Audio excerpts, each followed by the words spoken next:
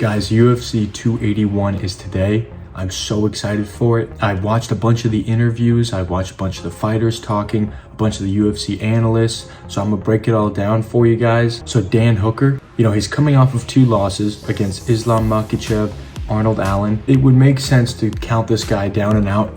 I think he's 35, 36. He's getting towards the end of his career, but listening to his fighting interviews, he's got a whole different mindset coming into this fight.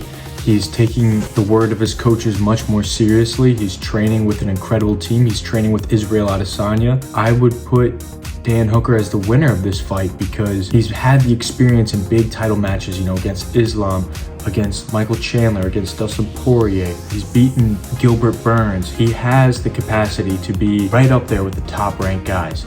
He's just got to put all the pieces together.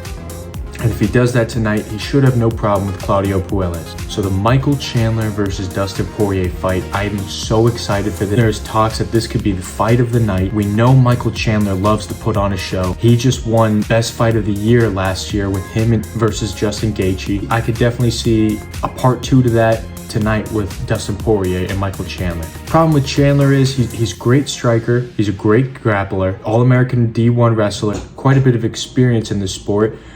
Maybe not in the UFC, maybe in Bellator, but he's still making a name for himself with wins against Dan Hooker, Tony Ferguson, big names like this. The problem with Michael Chandler is he's got a little bit of an ego to him. Sometimes lets the crowd influence him a little bit. Sometimes he wants to put on a show more than he wants to finish a match. And we saw that with Justin Gaethje, and Gaethje ended up coming out on top. With Dustin Poirier, you can't be doing that against him. Dustin Poirier is one of the all-time best lightweight fighters. He's definitely a UFC Hall of Famer. His striking is unbelievable.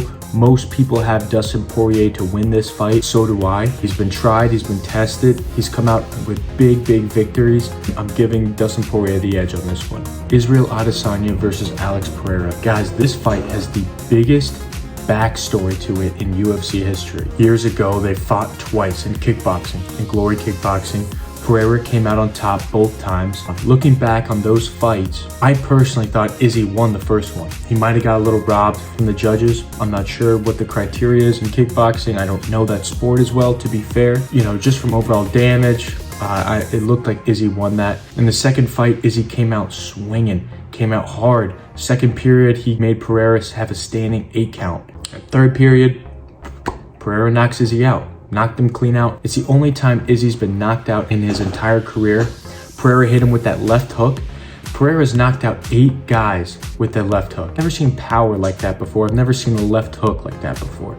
So going into this fight, Izzy obviously knows this. Leading up to the fight, Izzy's been all business. He's not talking too much trash. He's not predicting this fight. He's going in there serious. He's got a calm and serious mindset. He wants this W. Pereira obviously wants this W. Pereira saw an interview with Izzy. Izzy said, Pereira's going to be a guy in the bar one day, look up at the TV and say, I knocked out that guy once, like a total has-been. That was in 2020. Since then, Pereira has been doing his absolute best to get into the UFC, to get this fight with Izzy, and to knock Izzy out. A lot of UFC analysts, a lot of the people heavily involved in the UFC are all leaning towards Izzy because Izzy's a much more well-rounded fighter. He's been in the UFC longer.